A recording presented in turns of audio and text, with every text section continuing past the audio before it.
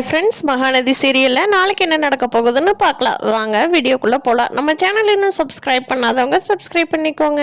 Vijay நிவினை phone பண்ணி வாங்க நிவின் அப்படின்னு சொல்லி காலையில் ஃபோன் பண்ணி கூப்பிட்ட உடனே நிவினும் ஓகேன்னு சொல்லிட்டு கிளம்பி போகிறாங்க.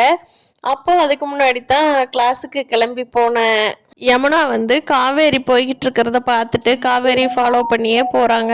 அப்போ பார்த்தீங்கன்னா காவேரி ஒரு வீட்டுக்குள்ளே போய் கேட்டை சுற்றி முற்றியும் பார்த்துட்டு கேட்டை சாத்திட்டு உள்ளே போயிடுறாங்க.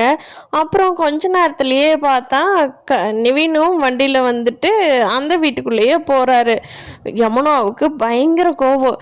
என்னடா அது வெளியில தான் சுற்றிட்டு இருக்காங்கன்னு நினச்சா ஒரே வீட்டுக்குள்ளே 2 பேரும் போகிறாங்களே அப்படின்னு சொல்லிட்டு வேகமாக யமுனாவுக்கு கோவம் அந்த வீட்டுக்குள்ளே போகலை. ஆனால் இவங்க வீட்டுக்கு வந்துடுறாங்க. நிவின் விஜய் கூட பேசிட்டு எப்படி பசுபதியெல்லாம் பிடிக்கலாம் அப்படின்னு சொல்லிட்டு காவேரி விஜய் கூட பேசிகிட்டு இருந்துட்டு நிவின் வீட்டுக்கு வர்றாங்க.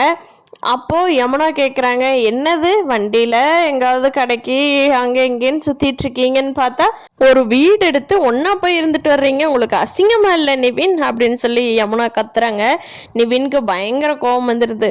அட இனிமேல் என்னையும் காவேரி சேர்த்து வச்சு பேசுகிறத பார்த்த உன்னை என்ன பண்ணுவேன்னே தெரியாது அப்படிங்கிறாங்க. அதுக்கு யமுனா சரிப்பா நான் தான் தப்பாக பேசுகிறேன், சரி அந்த வீட்டுக்குள்ளே எதுக்கு காவேரி போனால் நீங்களும் போனீங்க அப்படின்னு கேட்குறாங்க. அங்கே தாண்டி விஜய் இருக்காரு, அவரை பார்க்கறதுக்கு தான் நான் போனேன், அங்கே காவேரி இருப்பான்னு எனக்கு தெரியாது, விஜய் ஃபோன் பண்ணி கூப்பிட்டாரு, நான் போனேன், உள்ளே போய் பார்த்ததுக்கப்புறம் தான் எனக்கு தெரியும் காவேரி அங்கே இருக்கான்னு அப்படின்னு சொல்லி யமுனாட்ட சொல்கிறாங்க. நிவின், நீங்கள் சொல்கிறத என்னால் நம்ப முடியாது அப்படிங்கிறாங்க. டேய் நம்புனா நம்புடி, இல்லாட்டி போ, என்னை காவேரி சேர்த்து பேசுகிற வேலையை மட்டும் இனிமேல் வச்சுக்கிட்டே உன்னை என்ன பண்ணுவேன்னே தெரியாதுன்ட்டு கோவமாக கிளம்பி போயிடுறாரு.